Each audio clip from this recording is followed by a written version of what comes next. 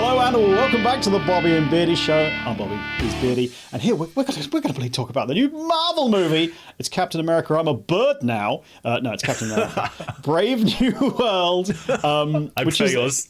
Well, it could be. Which is the 35th MCU movie. Did you know that? It's according to Wikipedia. If I went back and checked... If I check the Deadpool review, hopefully I say it's the 34th in that one, because that was the last one before this one. Beardy, how are you? I am very good. I've missed this. We haven't done enough of this. I've very much been enjoying the 1 minute reviews, banging those out. That's been good. There's been quite a few good films at the beginning of this year, which I know you disagree with, but a lot of them has been horror, and I'm a big horror boy. I've seen so many films in the last week. You wouldn't believe it. I've seen. Here we go. I've seen Dogman. Captain America, Brave New World, but secretly I'm a Bird Now. Bridget Jones, Love Hurts, September 5. That's all of the ones I've seen in the last week. All good movies. That's quite a lot. All good movies in different ways. I was surprised by Dogman, but we'll discuss that sometime at the time. I like Dogman. Dogman's fun. I saw it in an empty cinema. I'm going to come back to that in a bit. Here's the rundown for Captain America, I'm a Brave New Bird Now. It's directed by Julius Onah, screenplay by Rob Edwards. We were writing team of Malcolm Spellman and Dallin Musson. Onah and Peter Glanz as well on that writing teams. It stars Anthony Mackie as Sam Wilson / Captain America / Old Falcon, and Harrison Ford as President Thunderbolt Ross. Taking over from William Hurt, who passed away in 2021 or 2, who previously played him in all the all previous appearances. It also features Denny Ramirez, Shira Haas, Carl Lumbly, Yosha Rockmore, and Giancarlo Esposito. It's been so long I can't say words anymore. You know, you can never say words anyway. No, but it's worse now. You don't have this in the 1 minute reviews. I choose like 2 names to say maximum. Release date of Valentine's Day 2025, 1 hour and 58 minute runtime, made for apparently 180 million American dollars, which, if my maths is correct, is about 2 dozen eggs at the moment. Box office of 192 million when I checked this afternoon, so it's doing okay. It had a good opening weekend. Second best ever for Captain America. No. Second best Captain America, yes. I thought you were going to say second best like Marvel ever. I was like, it's way off that.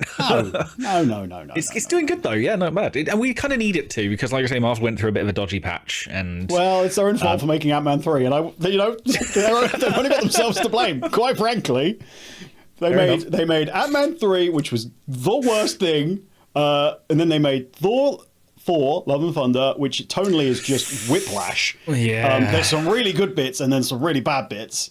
There's too much of Korg just making stupid jokes. Oh, but Korg's fantastic. Yeah, but only up to a certain point. He's the Jar Jar Binks of that little series, and they gave him too much. They made him that. Yes.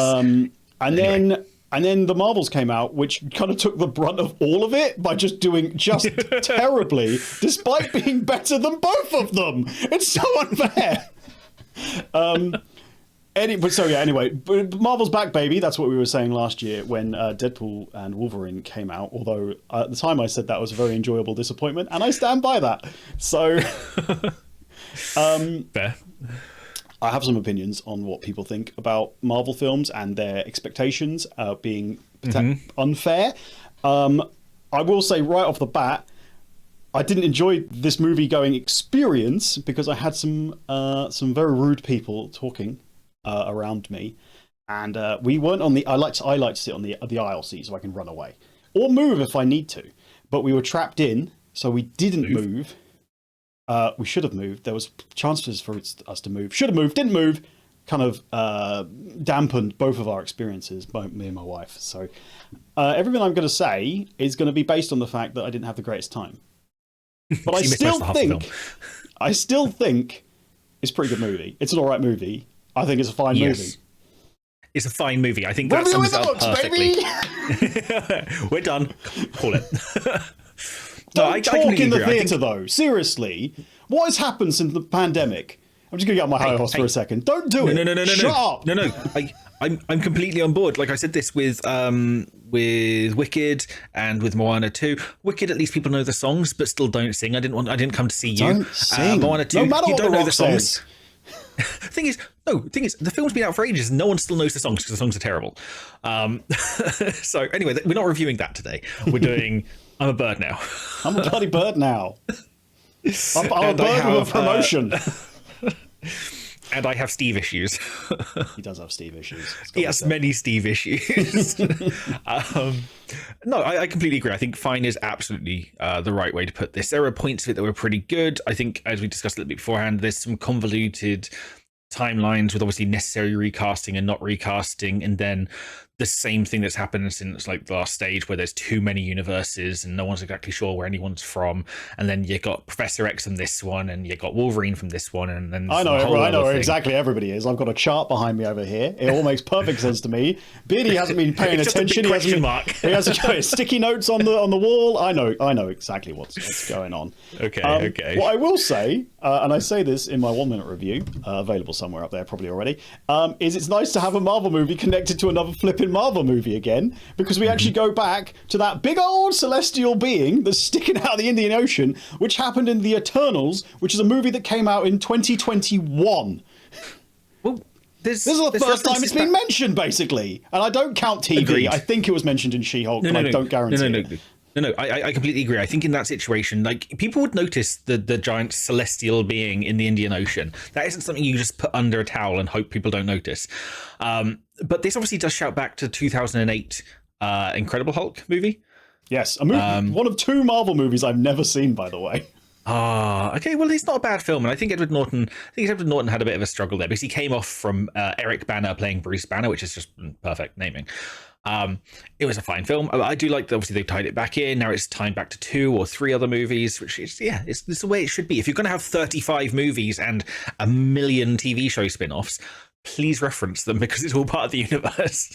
More often than not, since Endgame, it has felt like they're just random, unconnected movies happening. And granted, a few of those have been in space. Well, Guardians was especially in space. Marvel's was a bit earthy as well. Thor was mostly off Earth. Again, they kind of popped over. But it's just been like, and Ant-Man was just in the quantum realm where he's big, but everything's small, so who cares? Like, what? I don't care that you're big Ant-Man in the quantum realm. Shut up! Nothing like previously on the build-up to, well, every stage. It was like, here's another delicious little layer. And the movies themselves weren't necessary 10 out of 10 blockbusters. I mean, I think Endgame and Infinity War are special movies because they're tied together and they do a really good job of, they've got this huge ensemble cast. They give everyone their kind of moment. And they are masterpieces of just making something that probably most people would have thought was impossible like 20 years ago to happen. And it set this bar, but most of the way, like they were, Marvel movies were a little formulaic but consistent, and you'd go for it and have a good time. They wouldn't necessarily be amazing, but they'd be enjoyable. Some would stand out more than others. The first Iron Man, Civil War, the first Avengers, and the Guardians and things like that. But then you'd have a couple others. The first Captain America movie I thought was meh. It was all right. I quite enjoyed it, and that will lead me into some thoughts on this. But they spent ages building up to this fantastic like crescendo of everyone pulling together, and then obviously kind of having to start again, but with pre-existing stories. And I've said this, and maybe I'm a bit too defensive of origin stories, as we've kind of gone through in the last year. But it kind of feels a bit like that. That section's done now. This isn't exactly an origin story. It's a continuation, but it's Sam's origin as Captain America. It's the new Falcon's origin. It's bringing new people in. Obviously, it's harking back to a couple of others. But that's where I think it does feel a bit disjointed. Again, it's nice to see some characters pulled back in, even from the TV show. So Winter Soldier and Falcon and Winter Soldier the other way around. Whichever one's first, who knows? But yeah, there's some characters from there, which again, I don't think it's a spoiler when they bring back Isaiah, which obviously a great plot point, a great character to bring in. Yeah, I think they did a good job of it, but people are harshly going to judge it because of the end of the previous phase. I think there's 2 things that have happened. One, pop culture has moved on because it had that big crescendo moment, like you said. And 2, from what I see online, there's just the hate machine that is a lot of YouTube channels and things like that who just generate negativity because that's how they get people to watch them. And it's a loud minority essentially.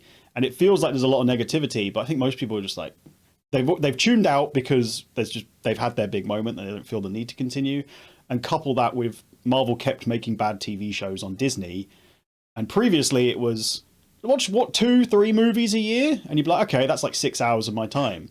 To now you have to watch these 3 shows that aren't that good, and that's like 30 hours of your time on top of the movies. So I think that they kind of went wrong, but ultimately I think most of the movies are more or less the same level, some better, some worse, and I think this one's a solid one. Yeah, there's slight variant. Look, they're strong. They are. You go to see them, you know what you're getting. You're not going to come out thinking that was terrible very often. It's the shows that mainly do that. And yeah, I would say this is above par. Even for a Marvel movie, it's not their best by far. But you know what? It did what it did well. There's just a few things I wish. Like again, it's not a spoiler. Sam is coming to terms with being captain, being a non-super serumed super soldier. Could have fooled me. A man could take a punch. He never mentions it either, like at all. It's just like every 10 seconds. But other than that, I feel like they shouldn't bring it up if they don't want me to then in the next fight scene go, well, I feel like he should have died then. To be honest with you, he did just get absolutely mullered. So yeah, but they covered all of this this uncertainty and internal turmoil in the series, and there was a nice moment with Sebastian Stan saying, well, if he picked you and he's wrong about you, then he's wrong about me. That was lovely. That was brilliant. Leave it in the series. You've done your bits now. You're a super soldier, even though you don't want to take the serum, and do your thing. Don't complain every 10 seconds. It's my biggest thing. Again, not a huge spoiler. It's just a part of the film I'm not a fan of. I do like Anthony Mackie as Sam Wilson / Old Falcon / New Captain America. He's been a consistent character since he was introduced in whichever film he was introduced. I don't know. It is weird having a recast Captain America, but not recast at the same time, because it's that in storyline it's changed over. But it's like it feels weird not having Chris Evans play Steve Rogers. But it is this. Yeah, it's a natural. It is a bit odd, but it makes sense. So. Sure. I think it is a real shame that William Hurt did pass away, obviously because he passed away, but because he couldn't play the role, which he'd been playing for like a decade or something. He never got to play the Red Hulk's in it. Everyone knows it's in the trailers, it's in the poster, for God's sake. Yeah. But Harrison Ford, I love Harrison Ford. I think he's phenomenal, even when he's phoning it in, which he isn't in this, I would say. He's doing a good performance. I agree. He's just got a presence. You know how some actors just have a presence? I think I said this about someone else not too long ago. He's just like, he takes on the role as if it was always his. He's good stuff. And Giancarlo Esposito is the leader of the Serpent Society. He's solid in everything he does as well. You never look at him as a weak link in a movie, do you? Or a TV show? Not at all. I think you're right. There are certain characters that just kind of own their role, and there's a certain strength to it. Yeah. Interestingly, WWE wrestler Seth freaking Rollins was apparently meant to be I think he was meant to be a henchman of the Serpent Society or something like that. I don't know. Maybe he was going to be like more a leader or something. I didn't look it up. I don't care enough. But he ended up getting cut out. So just me talking about wrestling stuff there. Because you can, yeah. Because I can. God, just drop it in. I think he would have been terrible in it, by the way. He's not a good actor. So I think it's a good thing. Ultimately, I think the plot is solid. I think it all makes sense. I think everything building up to Red Hulk, all the secrets and twists and manipulations, all the stuff going on there, I think it works well. There's some teases of Red Hulk before it happens. Yep, I think that's pretty good. And I agree. I think they bounce back between being a political drama and sort of world politics to action movie and like building up the new sidekick and other aspects, which is quite nice. The only part I think makes it fall down a little bit is how easily tricked the world politicians are. However, if you looked at the state of the world now, maybe it's true. Maybe it's right. I would like to believe that people in control would not fall this easily into the trickery that comes in the film, but you know what? Maybe they do. People are human at the end of the day. Yeah, I suppose you just need that tensions to ramp up so you can have some action scenes and a bit of stake. You would hope that some allies would work out, but then again, who trusts America at the moment? Well, because of Sam Wilson, everyone loves bloody Sam Wilson. What a great guy. With his he's got all his fancy tech as well. He's got special vibranium wings from Wakanda. He does have a really annoying CGI nanotech helmet that comes on. I hate that nano stuff. So he refused to wear the cowl piece he did from the series. He said there was an issue with it and he hated doing it and he wouldn't do it. Yeah, that's fine, but just give him an actual helmet to take off, because there's a scene where Falcon takes off his helmet and you can see him physically holding it, and then in him he's just like boop, and he's like, and I hate it when it happens to Iron Man. All of them. The only one I don't mind it for is Star-Lord, because he wears like a piece, and then it's not nano. I think it looks shit. Yeah, no. Slight tangent. I kind of agree, because I missed Iron Man 2 when he had the little briefcase he had to step in to pull out his suit. That was cool. The nanotech kind of got rid of that. Like, oh, it's a nice little animation, but I missed the suit and the cool reasons that things had to fly to him. And in Civil War, Iron Man does half of it with just a glove, because that's all he has around on him. But in the later ones, I mean, he all he needs is like a thimble, and he's got the entire suit. It's like, yeah, true. True. Yeah, I think this is a solid little movie. I think there's some negative reviews happening, which I don't think are fair. I think if you went and see it, you'd be like, yeah, that was all right. That was good.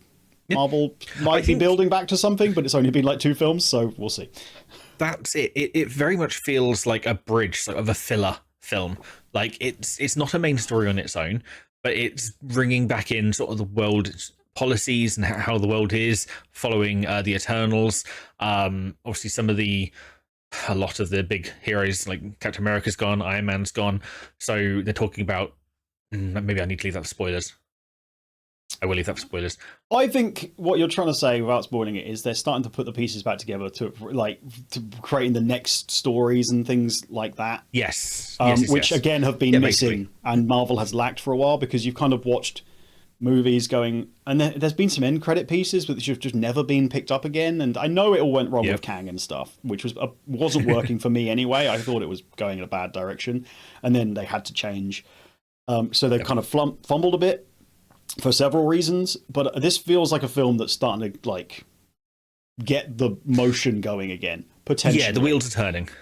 So I'm gonna give a big old Bobby thumbs up. I'm hoping to see it again at some point this week, so that I can actually enjoy it, because again, people were talking and it drove me insane. So well, if for some reason you can't see it, wait till it comes out on Disney. Come visit. We'll watch it at mine. It's basically a cinema, and it's a reason to come see me again, because it's been a while and I miss you. It has been a while, hasn't it, since I've been up? It has been a while. Well, it'll probably be in Disney Plus in a moment, so let's go for it. True. Thumbs up as well from Beardy. Yes. For every reason we just said, I can't give it. There's nothing bad about it at all. As much as there are elements I wasn't a big fan of, it did its job very, very well. And like I said, I'm looking forward to seeing where Marvel's going with this again. I want to see the heyday come back.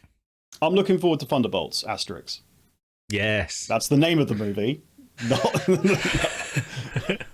Right, spoiler time, big time spoiler time. Well, Liv Tyler's back.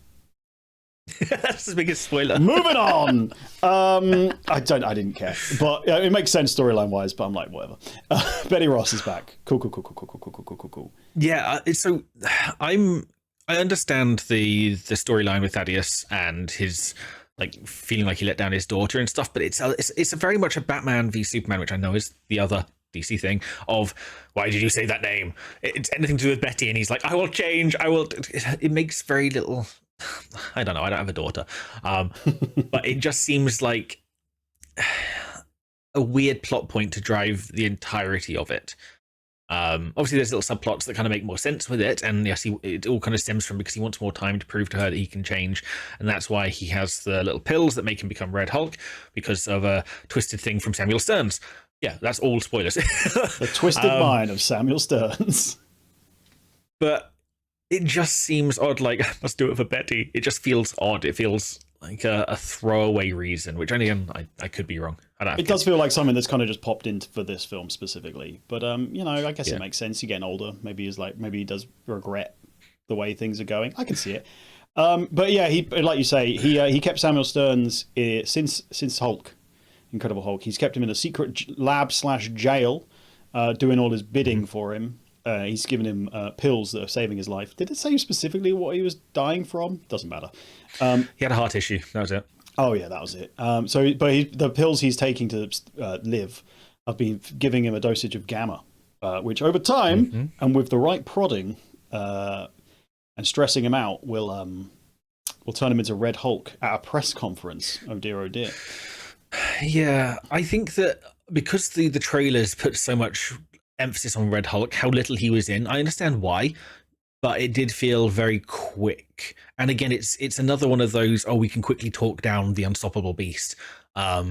Have a big fight. It's actually not a bad fight at all. And there's another fight with the Japanese military, which is also quite good. But it ultimately ends with, calm down, think of Betty, it'll be fine. That's how most Hulk scenarios work, though. It's like, come on, mate. No, but that stop having a big sook, as the Australians would say. Further note, Samuel Stearns has a big weird head. Yes, he does. Just in general, not the CGI. So, yeah, Ross gets talked down in the end, and he goes to live on the raft. He lives in a prison. You thought as a former president maybe you'd get a special bed or something, but nah, scum quality only. Getting a bit of a taste of his own medicine because he's locked up so many heroes on that. And then Liv Tyler comes to visit him, and I assume he's going to be involved with the Thunderbolts from the raft, like managing it or something. But maybe that makes sense because they're named after him, so I presume he's involved. Yeah. Red Hulk wasn't in it that much, but I didn't expect him to be, so I wasn't disappointed. I think anyone who's really, really complaining about that, what did you expect? I did see one person on Reddit complaining that, why didn't they get regular Hulk and She-Hulk to fight him? It's like, because the fight lasted like 15 minutes. They can't teleport. What are you talking about? There's a whole thing right now where regular Hulk is kind of off doing his own thing. She-Hulk might be able to get there relatively quickly, but I don't know, New York to Washington's kind of away. Maybe she'll be a lawyer for him in the future. Who knows? Maybe. Second series of that show. Oh, just a whole Hulk gang going on. Yeah, just hanging out, and they've got Red Hulk, regular Hulk, She-Hulk, and Hulk's weird son who appeared at the end of that series. Just hello, just hanging out. Do you want to say anything else about this movie? Yes, my biggest issue with it. Now, obviously, since I've done a lot of research and looked into it, and the new Black Widow replacement from the Red Room is Ruth Bat-Saraf. The way it said first time, it sounded like bets are off, and I expect them to make a bets are off joke. All bets are off. I wanted that so badly, and they never did it, and I'm upset, okay? No, you're right. And for that reason, I'm actually going to give the movie a thumbs down. So I've changed my mind. Exactly. Nah, it was good. It's absolutely fine. Like I say, it's a bridger, it's filling, it will carry on. It'll do fine for the next load of MCUs. I think if they keep making movies around this quality, they're going to be fine. Considering build up to a big peak. Yeah, exactly. I think the MCU might be all right. You know, I think it might be all right. I think there's 3 films coming out this year, and the next one's Thunderbolts, but I can't remember what the other one is. Anyway, I'm sure it'll be fine. I like this one. Anything else? Nope. I think that's done. Fantastic. There's our review of Captain America. I'm a bird now. And you can check us out elsewhere. We've got loads every time. We've got other reviews. We've got 1-minute reviews. Check us out. We're on Spotify as well if you prefer listening to us that way. And thanks so much. Like, subscribe, etc. if you wish to. And we'll see you in the next review soonish. Thanks for watching. Farewell. Bye-bye.